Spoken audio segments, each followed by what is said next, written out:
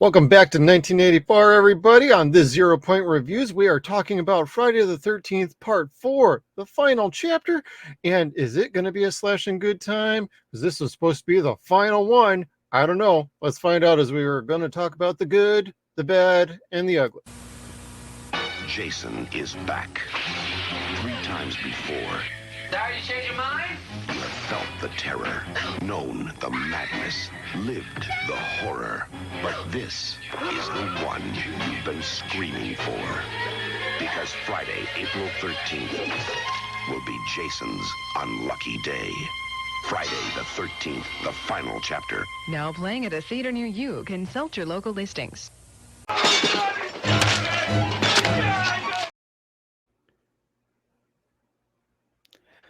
What a flick. The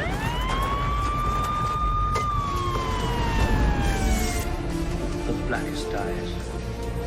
The devil's eyes. You will suffer an eternity for this.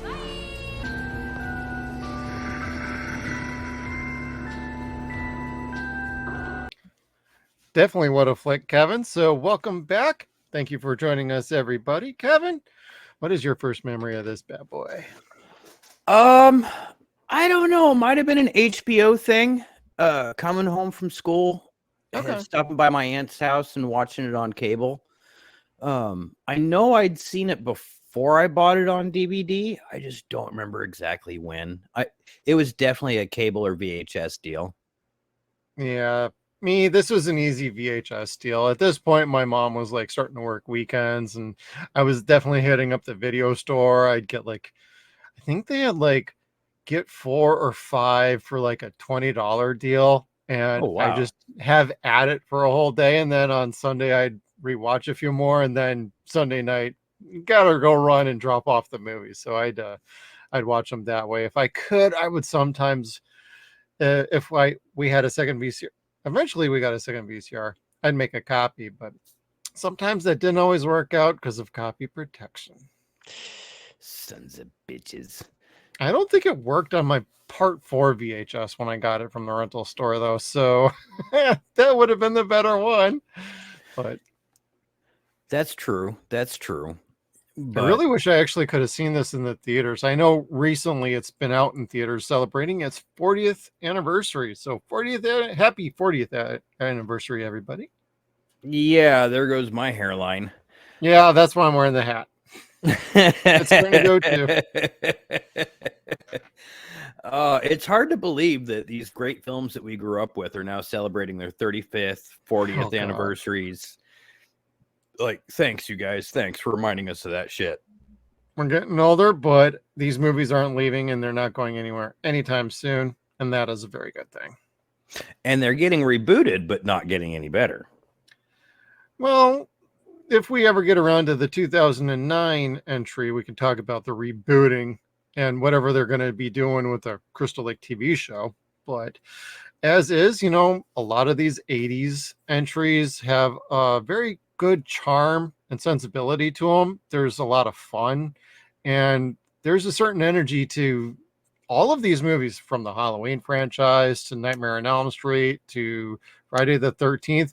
All of these movies, they didn't just have a franchise just develop for no damn reason. They all made money, and they all had a sense of fun to them. Regardless of what you think of certain entries, they all had something to them that has a dedicated fan base to this day for every single one of these. Even Part 5 somehow. Yeah, I like the movie, but it is not a Friday the 13th movie. No, and see, that's the funny thing about these franchises is you get movies like Part 5 and say maybe Part 9, Yeah. where people are like, I fucking hated those. Halloween 3, I fucking hated that stupid movie. Nightmare on Elm Street Part 2, what a dumb fucking piece of shit that was. But Yep. there's this demographic that you never knew about in school. They're like, that's my favorite one because it was so different. Exactly.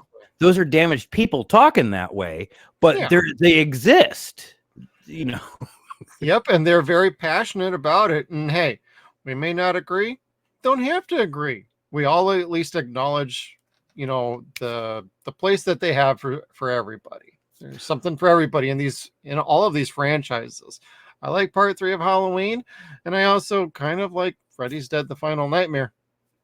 What can I say? And Jason X is a pretty damn fun movie.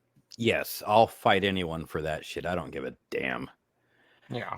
Like, it's completely ridiculous, but it has some of the best kills in it. Cryo kill. Yeah. I can't help it.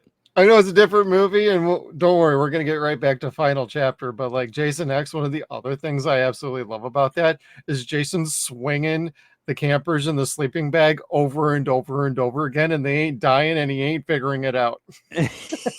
He just keeps swinging. They just keep screaming or laughing or whatever they're doing in the sleeping bags. It's like, oh my God, this is so funny. And you want to just sit there and watch it. It's like when the YouTubers like will take a 3-second clip and turn it into a 3-hour clip. Like, right. I'd still watch that for 3 hours. Put that on repeat. That's my happy lodge. Kind of. Whack, whack, whack. It was cool. Now, and I know it stems from the sleeping bag skit in this one, which was still really good, but God, they just that humor really perfected it there.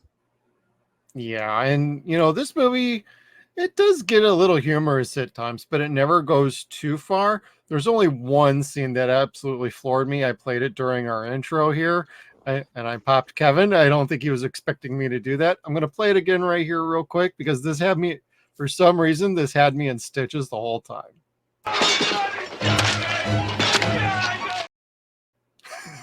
You're screaming, oh my God, he's killing me. He's killing me. Oh, of course he's fucking killing you. He's not trying to shake your hand. I thought we were doing makeovers. Ah! I don't know. It's just so fucking overblown and campy. He's screaming in pain, but oh my God, he's killing me. He's killing me. Oh my God. It just cracks me up. Also, this sucks. I left the door open on my tent. Can you please zip it? That said, Kevin, let's get into the good, the bad, and the ugly. Friday the 13th, part 4, the final chapter. Or All not so right. final chapter. Yeah, that was fun. Like they were tired of, they thought we were tired of seeing slasher movies, so they were tired of making slasher movies. Oh, thank you. The good. They brought things back that weren't in the previous film. Indeed. Such as titas and The gore. gratuitous nudity, so to speak. Yeah, like the very first time they show boobies in this movie, there's already twice as many boobs as what you saw in the previous film. Why? God, I'm Twins.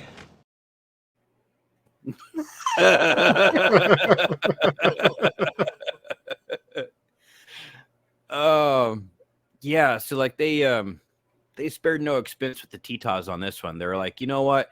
We don't have as much money, but that's okay. Boobs cost less.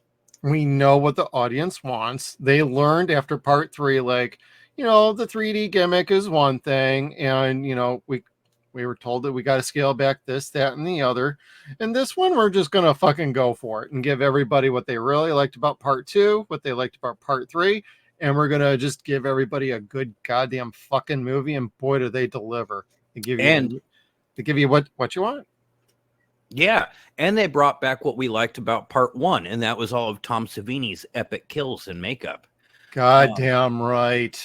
So, I mean, you bring back all the excessive nudity, you bring back all the excessive violence, and you cut away all the rationality, and you had a really fun film this time. Yep, that's one of my last lines. Like, this movie was so much fucking fun. It's right here on my notebook. Yeah, and this isn't where they start building mythology, but this is where they kind of branch off with their mythology. And they've got the Jarvis family, specifically Tommy. Yep. And you see him as a little boy and the basis for his PTSD. And it's a really good start for a really good character.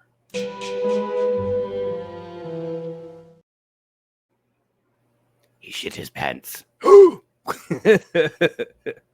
wasn't The origin story for Tommy Jarvis, new supervillain of the Friday the 13th franchise. And he still can't kill him, not even today. Nope. But golly, gee whiz, like this was kind of fun. They did a little bit more of what they did in the previous film, where they let horror film watchers know, hey, we are making this movie for you. We see you guys. Now here's a kid that makes props and replicas of different monster movies and stuff like that.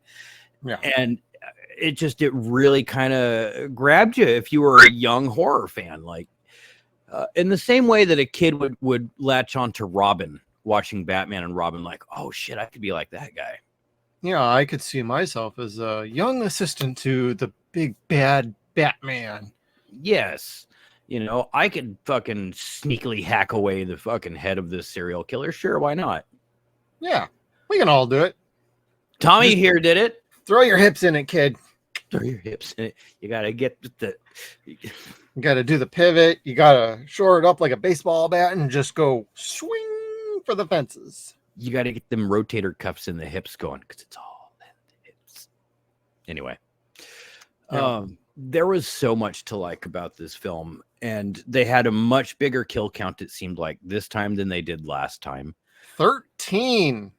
Yeah, and then compound that with the fact that you got to see pretty much every single one. Except one. Yes, and what was that? Mrs. mom. Jarvis? Yeah. Yep. She was unceremoniously killed off. All you see was and then it changes scene. Yep. She's actually part of a deleted ending that they had shot. They found the footage for, but they had no audio. But ultimately, she was going to be part of the dream sequence, and this is the first one where they don't have any sort of a dream sequence at the end. That's yeah.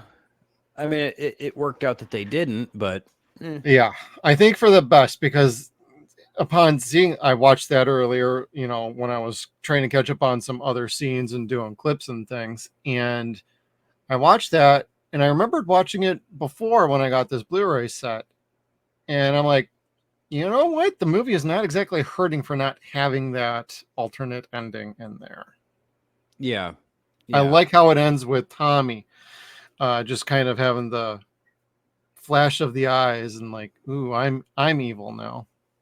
Yes, and that's something that horror films always kind of meant to go back to, turn the victim into the victimizer.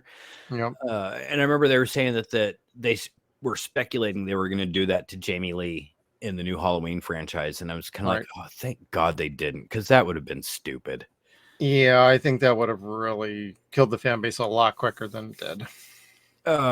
And they also cut out more of the Jason having perversion moments in this movie too, which I thought was another wise decision. Yeah, they abandoned that shit real quick.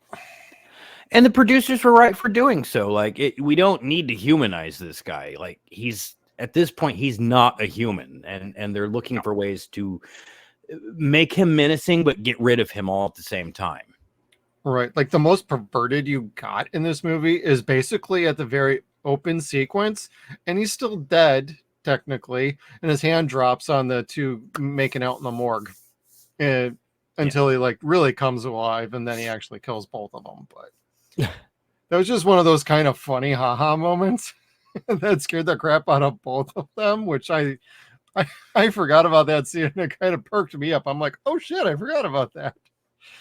So at least they cut out all that stupid shit from the third one. So hey, this is a much tighter movie. So having learned what they did from the previous two entries, they definitely applied it all here. The script was a lot tighter. They knew where they were going. They knew what they wanted to do. They were really trying to hammer home that this was probably going to be the last one in the series. And when you place it all together, it's 2, 3, and 4 are more the Jason trilogy, with the first one just kind of being like the prologue to it. Yeah. And, this could have ended just fine with part 4. Part 5 is kind of its own little thing. Then we come back with part 6 and go forward from there. But for what they were trying to do with this movie. They had a clear idea what they wanted, and they fucking nailed it. So the writing was on point, the directing was really good, the editing was even better than the last movie, and I really appreciate it. Other than a few story beats that were kind of missing here and there, and like some specific character things that we can get into soon, other than, a little bit of this, a little bit of that, a little bit of nitpicking. Other than that, this is a very well made looking movie, and it looks fucking great. Scores killer like usual. Not really much you could say about anything about being anything terrible in the movie. It's actually a very well made movie, and that is a highlight of part 4. Kind of, yes. Like there's no characters that you can't stand like there was in the last movie. Like you couldn't feel bad for most of the characters that got killed off in the last movie. You had no emotional attachment to them, and the only really like great character was also one that you wanted to get killed off. Not nearly as bad as Franklin, of course, from Texas Chainsaw, but Shelley, you really couldn't wait for him to die. Right. In this one, it was just kind of like you knew everyone was going to get it, but you didn't know how, and it became to be a special treat that like every kill was savage but different in its own way. Yes. And you got to see it each time. And they still utilize jump scares because, of course, the producers know that these are for teenagers. And, of course, teenagers don't have an intelligence level. So psychological or cerebral horror doesn't affect them. So that's why you'd get the thing like, the people fucking in the coroner's office at the beginning. And his hand falls down there. You need that jump scare because it's been 5 minutes and nothing scary's happened. Shit, get a jump scare in there so the audience pays attention. Yep. Yeah, you've got a lot of that, but there was also kind of a lot of cerebral horror, so I dug that too. Yeah, they definitely incorporated everything they could possibly think of. Now, I don't remember exactly what the budget was on this, but it really felt like they put a lot of care into what they were doing and what they could get away with on their budget. It was small. Let's see here. It was 2.6 million. Yeah. So they got every penny's worth, in my opinion, out of that. yeah, All the death scenes were great. Practical effects with Savini, like fucking phenomenal. Yeah, there was really. Let me see if I have some really good shots here. I know I do. Okay. Let me take this down. So I was gonna say you could put those back up. No, well, I'm kidding.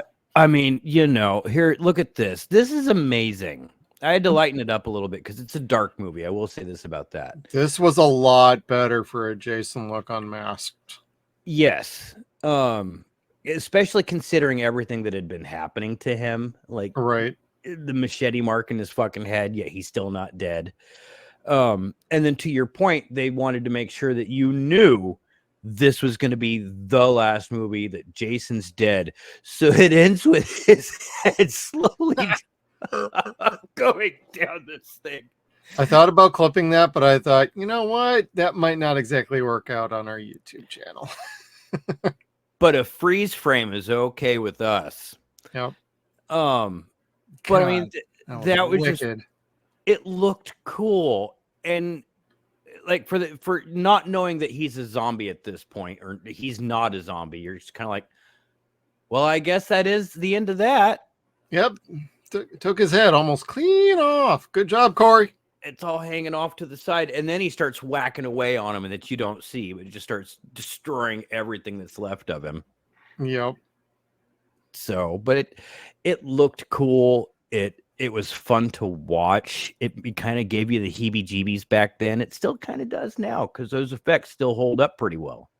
Yeah, like it comes together so smooth. It's like watching a painting come to life almost for some people. Like, it's a beautiful, beautiful fucking movie. So if you're into horror, you like your slasher movies, you like your horror movies, this is gonna be right up your alley.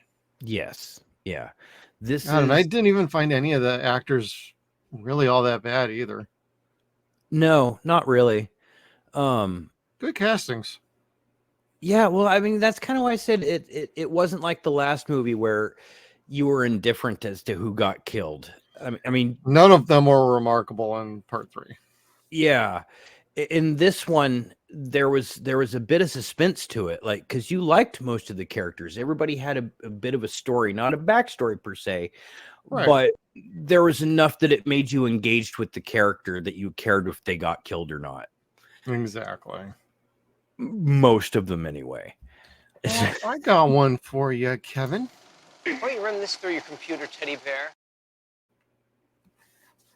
Smell my shorts. Or smell her shorts. Crispin almost stole the show in the movie for me. So His dance was, golly, like they still try to perfect was that in something. clubs today. yeah, and you might throw out your back, you might blow out your knees, but you know what? It might work for you. You're gonna take out, 7 ninjas coming at you in 8 different ways, but Hey, he was trying out for the Daredevil movie. Apparently, that never happened. now, and we found out that he was only 20 years old when he made this movie, so he was what, Yep. 21 by the time that Back to the Future came out, and he was playing George McFly. So you're like, wow, they did a really goddamn good job with that movie. He is a fantastic actor, like, Yeah. apparently crazy, but he is a fantastic actor. Oh, he also did the rat movie Willard. Willard was great. I don't That care was what a anyone good fucking movie too. says. Yeah, I didn't see the original, and I never I have saw. not either. Yeah, but I do have Willard, and it's a lot of fun. Yeah. So he plays creepy well. He would have been a good one to play the Joker after Nicholson. No, if not Joker, I think he could have been a pretty good Riddler. Yeah, absolutely. But yeah, he almost has that Kevin Bacon role in this movie from the first one. Like you never remember he was actually in one of these kind of movies, and he doesn't exactly hate that he was in this movie though. So Oh shit, no, I wouldn't either. Like this is Kevin did for the longest time, but he's kind of come around. He was so creeped out, like signing pictures of him being dead. Just kind of, it didn't click in his head. Like, why do people want me to sign a picture of me dead from a movie? Why do actors not get that shit that it doesn't fucking matter? Well, Like- it's older school mentality. Like, why do fans like this? Why do fans like that? He kind of came up in more of the 80s, Yeah, I know. a little bit of an older person in the 80s from us, but I don't know. It just didn't click for some actors. It clicked for others, but he's come around.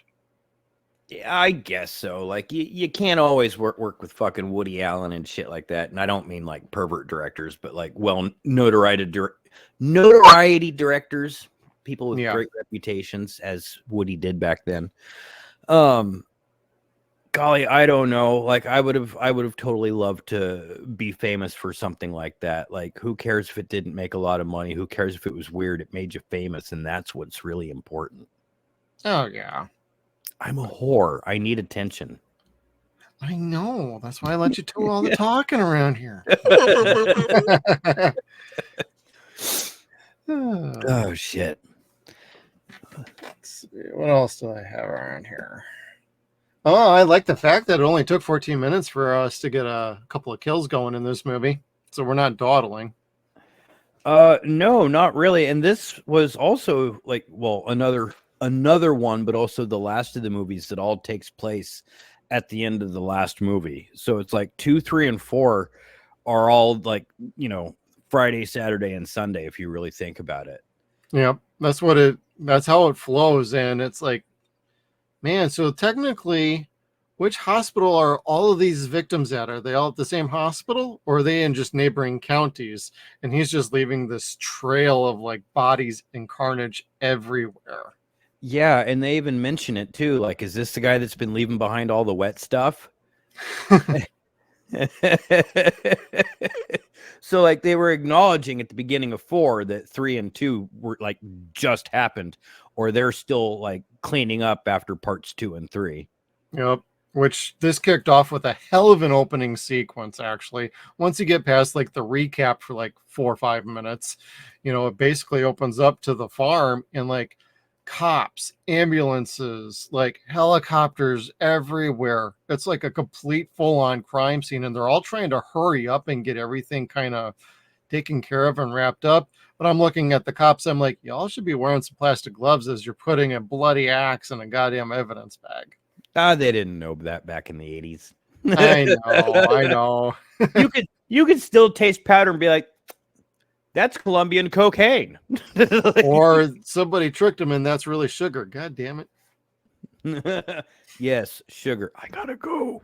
Yeah, I'll have to take this into evidence personally. I can't feel my tongue. I can't feel my tongue. My tongue? Or my gums. Well, at least Jason didn't rip anybody's tongue out in this movie, though. That could have been gnarly. No, but I do love where he had the guy nailed up to the doorway to block people from running out. That made me laugh.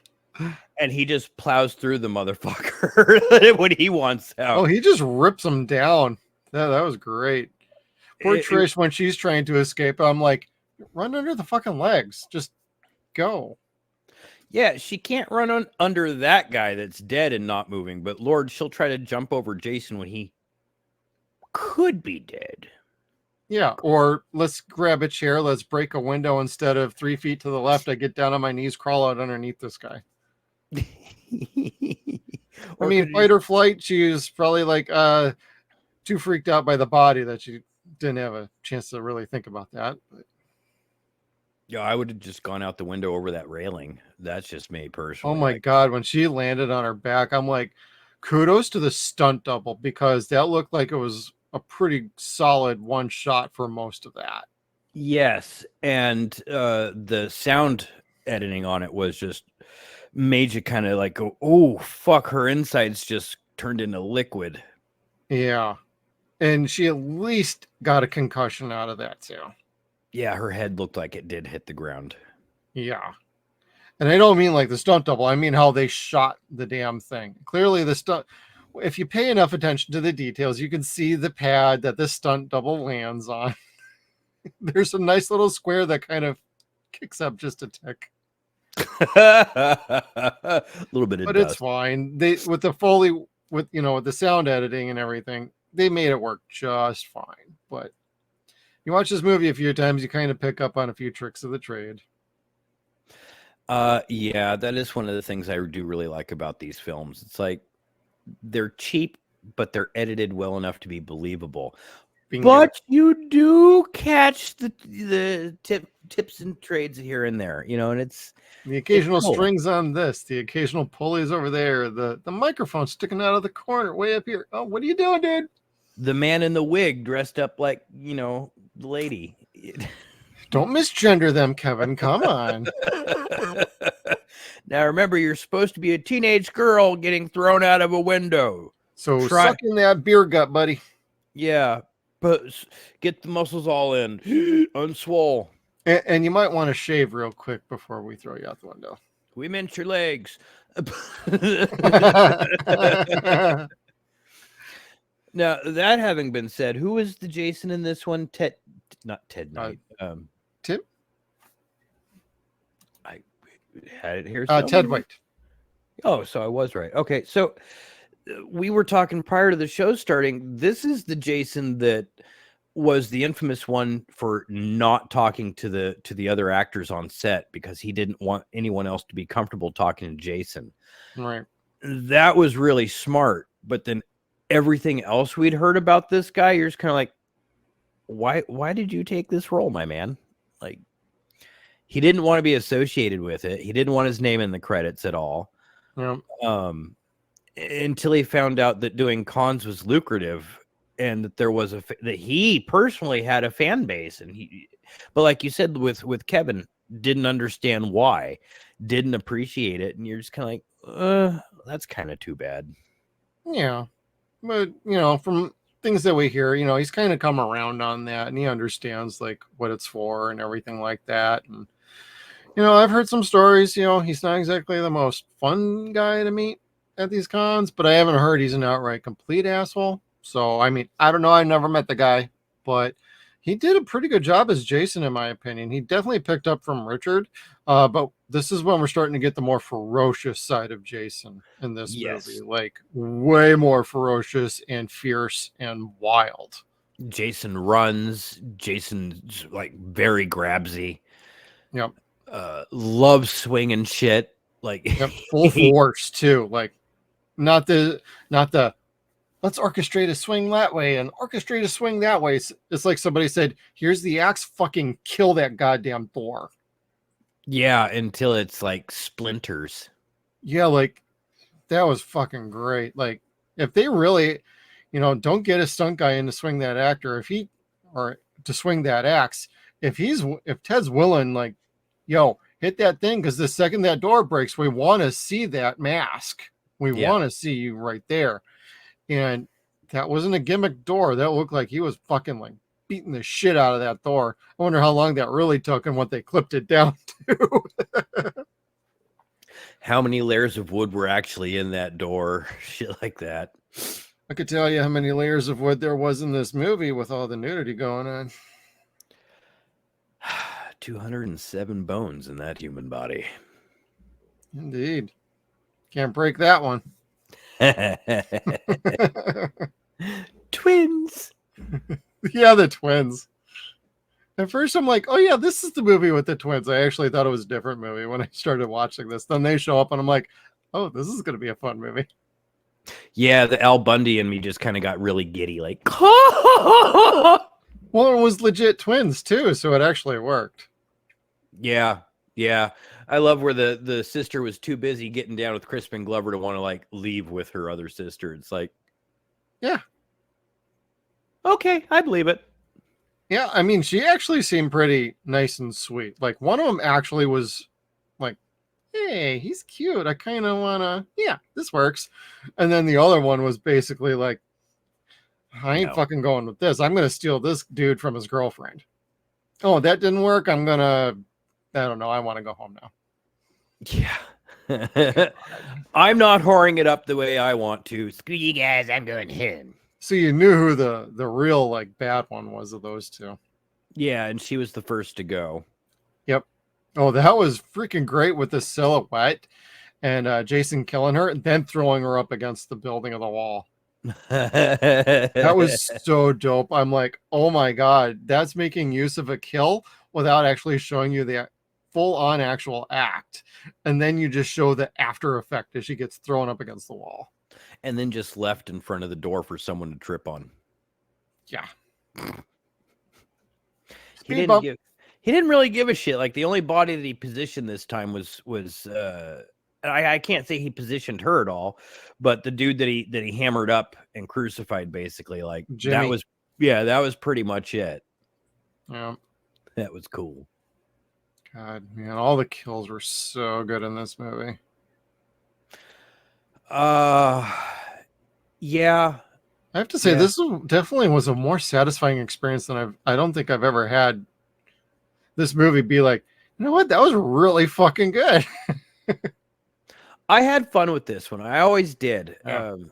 This is, I can't say where they'd perfected Jason, but for the time, I think Jason was pretty perfect at this point.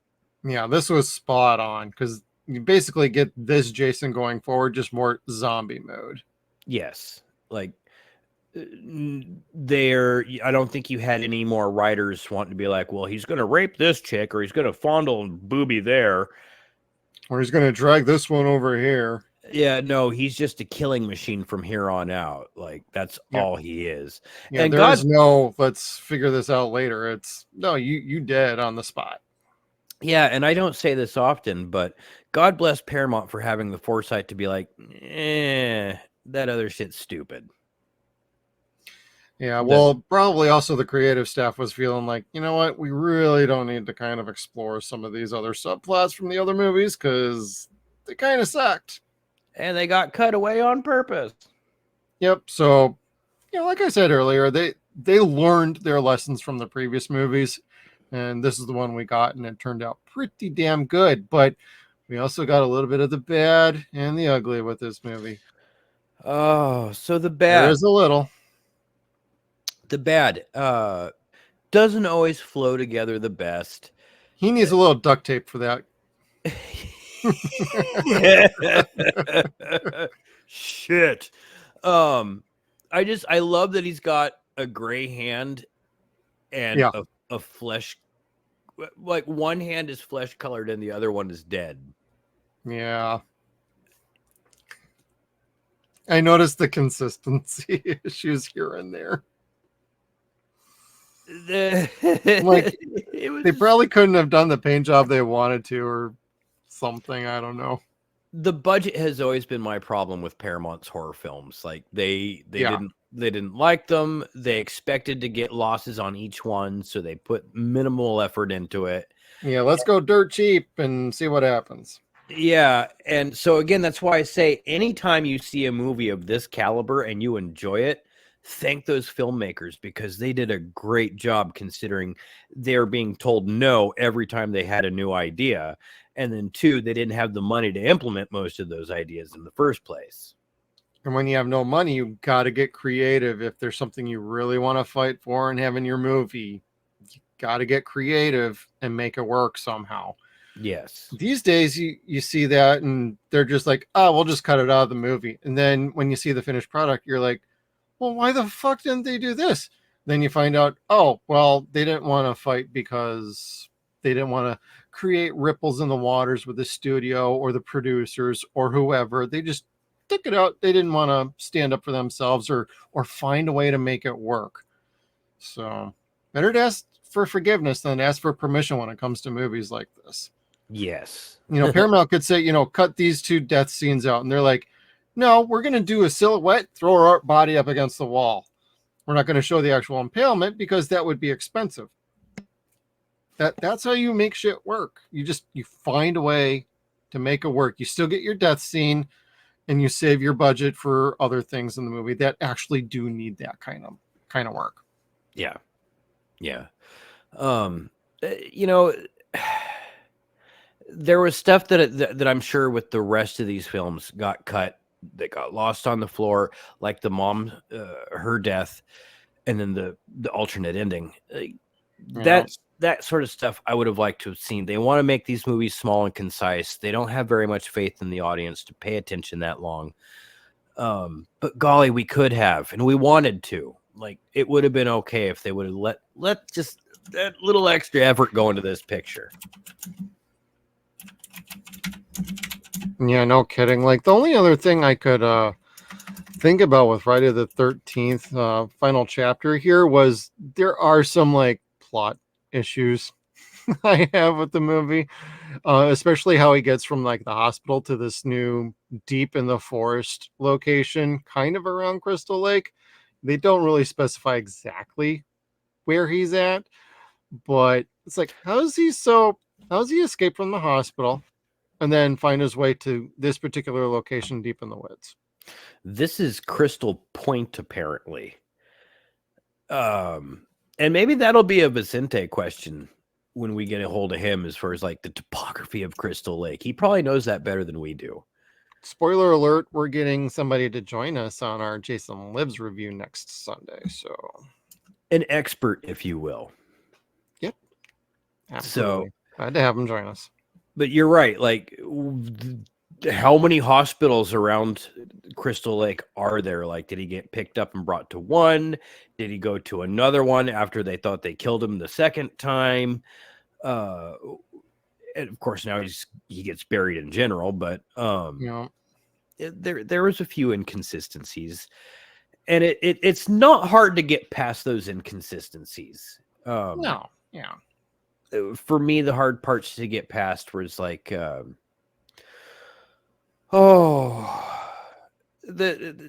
Corey was a great addition to this movie. Yes. But there were scenes with other actors where they were not acting as good as Corey was, and Corey's like half of their age.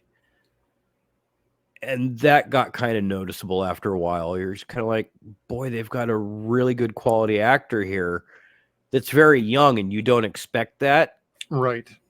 And there's all these other actors that are twice his age that are trying so much harder, and you could tell they're trying hard to a Oh, yeah. disparaging degree. And sometimes when you see people interacting with Tommy, you're just kind of like, go back to the killing, because they're not on the same level here. Right. And yeah, there's some definite actors that really stand out and others that don't. Character wise, they all seem to fit the characters pretty good. But yeah, there's some instances where it's like, you could actually probably stand to take a little extra time to get to know your cast members and get a better performance. Like do some line reads, a little rehearsals before you start shooting the scene. But I wasn't there on set. I don't know how any of this went. I was way too young for this at my time. So, but I wouldn't say any of them were like outright terrible, but you could see the difference in skill level. And Corey at this age was on point. You could easily see this kid's got a career. Yes. And from 84 on, he pretty much did no wrong, I don't think. Yeah, I mean, I might not be a fan of say the Lost Boys, but you got Goonies, you got a bunch of other freaking good movies he's been in, and it's like, yeah, he was definitely worthy of his popularity at the time. I think so. I still think so. Oh yeah, he's still got some talent. Oh, and he's still a big proponent of Friday the 13th in the Crystal Lake Memories documentary. Mm-hmm. He talks about how much he loves the franchise and that he'd be willing to come back and do something, whether it's as Tommy or as a completely different character. I just bring him back kind of maybe as himself actually, and be like, just have Corey being Corey in a movie for a minute or two in a fun cameo scene. Or you could have him be like, I like that part. I like that final chapter movie. That kid was pretty rad. Whatever happened to that one kid? I know a lot of people don't like Corey. He's fine. Corey's just being Corey. But, you could find something for him to do. I think maybe a nice nod to the fans. Yes, I think so. But because they did him dirty by the end of the movie anyway. Well, the only thing I had a problem with was, man, you're talking about a little kid slipping a sword into Jason's skull by about a full foot into the skull. It felt like I don't think he's got that much strength. Say what you will about his haircut and putting on Trish's makeup and stuff like that. The t-shirt or the crocodile shirt. I had one of those. Different color. We all did, but that's so 80s. Brown again. Yep. Again, somebody's got a thing for brown clothes and underwear in this franchise. Is it you, Frank? Okay, so yeah, Rob's sister Sandra. I was like, well, who's that? And his sister was wearing a fucking it looked like a goddamn dude shirt with a belt around it for the whole fucking movie. Yeah. I mean, I ain't complaining, but poor thing. She looked like she was just wearing this giant oversized shirt. Some of the costume design was a little going on. Yes. And you had to blame the 80s for that because everything had to be weird and out there. Having grown up in the 80s, Kevin and I can both testify that 80s wardrobe choices were definitely not great back then. I'd actually say they're kind of bad at times. Most of the time, it was supposed to be wild and crazy. Neon and everything. Nope, not in this fucking movie. No, you get the shady side of the wardrobe fashion sense. I wouldn't say it's ugly. It's just not great. It's pretty bad. Kinda. And we've gone back to the 80s in a lot of ways. The dudes that look the most like girls get the most chicks. You see young guys walking around now and they've got ass hugger jeans on that squeeze their legs all the way down to the ankles. It's dudes wearing skinny jeans. Come on. Why are you wearing your sister's pants, man? Seriously. You like the camel toe? that's just the way men's fashion is now. And it's like, okay, I guess that's the way it was back then. We just got stuck in between the 70s and 80s having those bell bottoms hand-me-downs. Anyway, I don't know. Got anything else that's kind of bad about this movie, Kevin? Or do you want to head on over to the ugly? I'm going to go to the ugly. UGLY. You ain't got no alibi. The script was killing me. Killing me. Oh, I got to play it again. I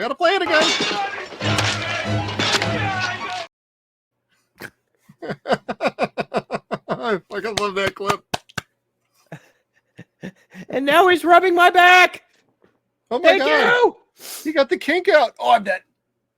Like, it's so I had a hernia. He put it back in. I don't think I'd ever caught that before you fucking pointed it out. Like when you'd said I'm in stitches, I told Brandy, I'm like, I already know what he's laughing about. I don't even need to know. And then I was wrong because I thought you were laughing about Crispin Glover dancing because I was just laughing about the shit. Yep. And then I went back and watched this and I'm like, oh God, that is stupid. That is really bad. Really bad. So like the whole Rob character was neat in concept, but didn't need to occur until say like Jason goes to hell. Right. Where you have the bounty hunter that knows the legend of Jason and is out there to, take his ass down. Winston Duke, if I remember correct. Yeah, that was cool. I liked him. And Steve Williams killed that as a role in that movie. Steve Williams is a scholar and a gentleman and a fucking national treasure. Goddamn love him. Oh, so good. Anyway. Rob was not. He was not. He was the older brother of the chick that had the handicap fetish that sprayed perfume on her cooch. That thought that was going to taste good. Anyway, we should fact check that. No, I'm kidding. EOD toilet. God, I'm horny. Not that horny. No. Oh, we can't. We didn't bring suits. Oh, darn. The script was horrible. Like, it didn't need a script. It barely had a story. It's the same story from the fucking last movie. It takes place right after the last movie, and he kills a bunch of other people. The very same plot. Like, that is the plot. It takes place after the last one, and he kills more people. That's the plot. I think they did a better job with the script, but the dialogue at times, I think, is where the issue is at. Well, I guess that's what I mean. Like, it just wasn't there. Like, because they're not going to have pizza, the Jarvises are going to make up for it by having a group hug. Tickle Fest. Yeah. I'm like, no. Yeah, there's some like weird scenes and like odd dialogue choices, but for the most part, the script is a bit tighter than it was in the last one, in my opinion. Yes. And the dog got away. The dog flew away this time. Yep. Never to be seen ever again. So we got a final dog. The final dog. Jason threw it out the fucking window. Fuck Run, you! Run! And then he throws a lady out the fucking window. Same fashion. Might have even been the same window, but it was fucking funny. Yep. Like, that's probably one of my favorite kills is like getting tossed out the window. Yeah, that was pretty rad. It just makes me laugh. Yeah. So, but again, going hand in hand with watching people interact with Corey, the script given to people with Corey, the dialogue was just not there. Yeah, I do agree with that. The whole trying to get this grifter into his room was kind of creepy in a way. Who's this stranger? Hi, Mrs. Jarvis. Yeah, that's the ticket. Your son wants me up in his bedroom. I'll be back. He wants to show me something, apparently. Ew. That was kind of awkward. I didn't even remember that. Yeah. When I was watching it, I'm just like, ooh, that's In not my- okay. In my notes, it says, huh. Like, Mine was like, oh, I don't remember that. we're turning this into something it's probably not supposed to be, but we can't help that. We're nasty. Yep. Rob going upstairs. Okay. That doesn't That work anymore. I don't that remember mom that. probably should have been like, bring whatever you want down here, and you guys could play with it the fuck outside. Yeah. Or just say, you wait here. I'm going to bring you some of my horror masks or something. Yeah, or while my mom Or hey, let's calls actually the meet cops. my mom first for a minute. Her name is Jarvis. Mrs. Especially if you want to be my daddy. Miss Jarvis if you're nasty. There you go. Ugh. You know, that's a good point though about the dialogue. That's Certain scenes. that was the only ugly I really had for this flick. Otherwise, I truly do love this one. Ugly for me is all the extra gore and cutting room footage that they put down there because they had to trim shit down again. Which is funny because it still had more than the previous two films. Right. And it's like, wait, you did cut out more? Now, granted, you know, there's the deleted scenes and everything, like on the Blu-rays. It's like, God damn it. That would have made this movie like goddamn S tier. This would have been one of the best fucking Friday the 13th, hands down, if they were able to keep all the excessive gore for all of us gore hounds out there. Yeah, and I don't think there'll ever be a day where we get to see it all put back in. No, some of the quality on that is pretty sketch at this time, so it's unfortunate, but it is what we have. You know, somebody could probably go do a fan super cut of it, put it up on some sort of streaming service. YouTube will probably strike it though, so be warned about that. But you know, I think it'd be fun just to even see like even the shitty footage being spliced back in, just to give you a context of that. Sure, that would be cool. You know, but that's about my only ugly is just it always sucks that these movies get hacked up by the studio, the MPAA, all of the above. Just I don't know. Gene I'm a Siskel. horror fan. I like my gore. You know, I'm always for like leave it as they shot it, please. Because if they didn't like it, they wouldn't have put it into the final edit or the edit before it got cut up. That's true too. That's true. That's probably fine until test audiences thought. Or an executive at Paramount's like, ew. Nope. Lose 20 minutes of that shit. Let's go. Yeah, I didn't like that. Lose it. Yep. Reshoot the ending. No. At least they didn't go with that ending, so I ain't gonna complain too much about that. I liked the deleted ending from the previous film where he cuts the lady's head off at the fucking door. Yeah. That was cool. Yeah. I agree about that. That I felt much more satisfied with. Yep. So, Well, speaking of satisfying Kevin, I think it might be time to go smashing into Final Judgment time. Final Judgment. So, Penny golly, sniffing. this movie had a message in it, like a very clear reoccurring theme that I really got behind. And if you watch certain scenes like this one here, where he just like flops the chick's panties in front of his face, what they're really trying to say is, fuck you. There you go. And I was down for that message.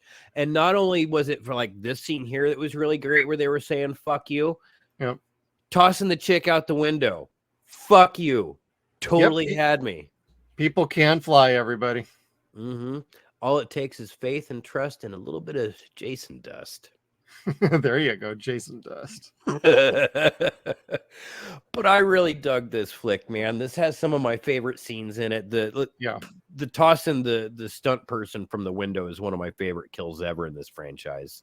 Yeah. This lady here, she's a fucking mood. And I was trying to make a clip out of that earlier, and I'm like, you know what? Forget it. I kept not getting it the way I liked it. So yeah. And like it's fun if you can get past like the 3 minutes where Crispin Glover's getting called a dead fuck by a fake Oh, God. computer. I did not do a clip on that for a reason. Everybody in their movie reviews otherwise always brings that up. I'm like, nah, we're good. We're going to do our thing. It slows the picture down. Like, skip it. Yeah. It's stupid. All you need to know is that like he gets teased. Yeah, because he had sex one time and the girl never called him back. Yeah. If she actually existed, we don't know. Her name was Shelley. Yeah. And when you think about it, it's like, wait, there was a character named Shelley in a previous Friday the 13th movie. Oh. We don't know what Shelley's previous Profession roommate was. did. Yeah, Just saying. performer. Indeed. But this is cool. I wasn't I guess you could be satisfied if this was a final picture. Because like you said, this is a trilogy in a way, the Jason trilogy, and it's pretty satisfying. It's better than the last one, so they ended it on a high note. And it was fun. It had a decent ending. They didn't do the same ending that they did in the last 3 pictures. It was a little bit more serious than the last picture. It was more graphic than the last picture. There was twice as more boobies. Well, 4 times as many boobies as there was in the last picture. They did a damn good job this time.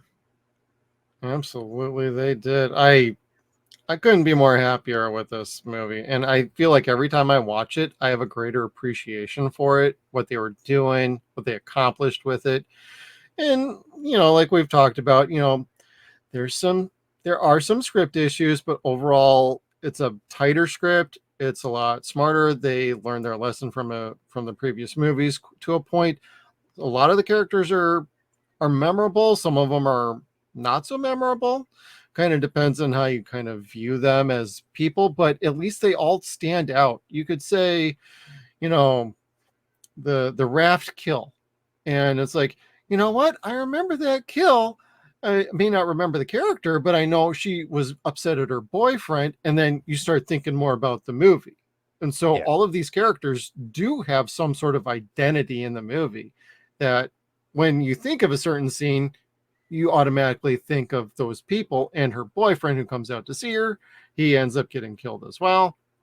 And it keeps on rolling like that. So this movie will leave a mark in multiple different ways. Great kills, great nudity, great, overall experience, goddamn tastic. And if this was going to be the final chapter, because it really ends up not, but if it was, no better ending than to end on a little bit of a twinge note where Corey's just flashing the evil eyes at the audience, and then it goes completely to a white screen. And if we never got it anymore after that, I think this would have been a satisfying conclusion. Now I see that Rotten Tomatoes has a particular rating on here in IMDb. Rotten Tomatoes, this is at a 21% approval rating based on 33 reviews with an average rating of a 4.2 out of 10. Okay. IMDb is 6 out of 10. The 6 is fairer. For a normal casual audience, yes. I'd say 6.3, 6.5. Because I think it's better than part 3. I can't say it's better than part 2 necessarily. But Part 2 is pretty rad, except for the Jason design. Yeah, like that. That's what gets me with that movie every time. Sorry, guys. God, I like Jenny better. I like her as a character. I could focus on her more.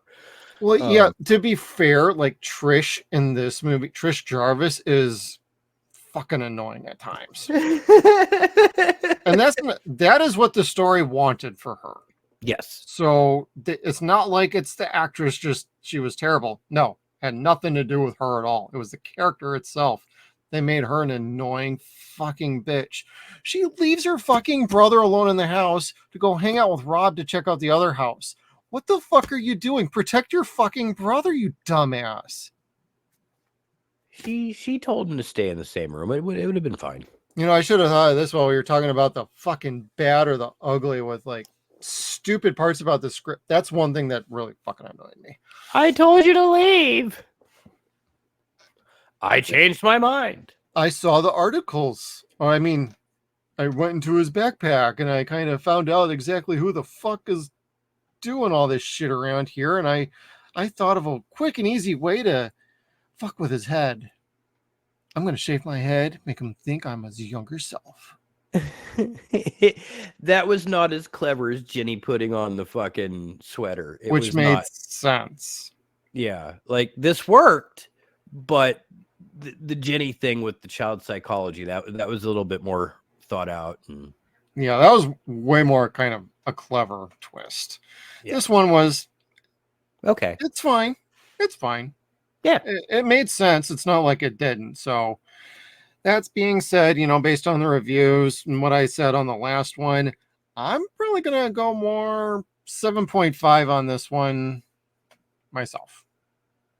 There's some things I think that could have been fixed, made this a tighter movie, but for what they did and based on the previous two going into this one, I think they did a pretty damn good job. Yeah, I mean, I really have no complaints. My bad and ugly are all just nitpick, really.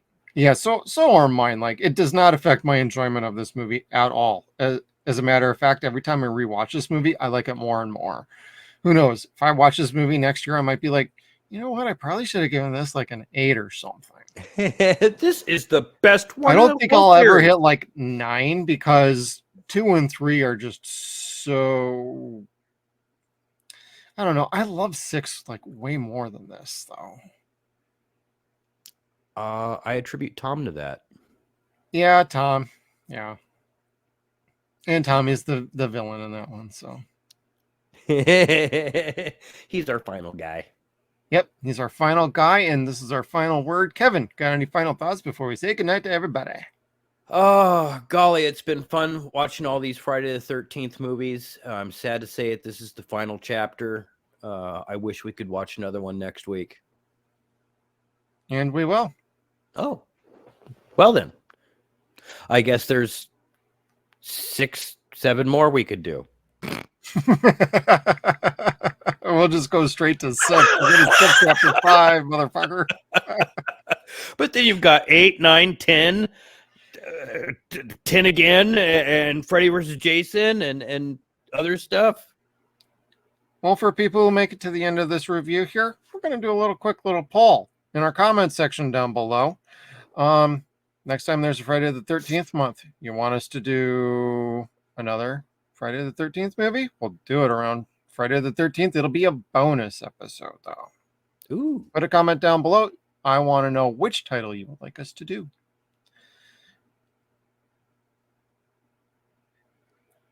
Oh, sorry.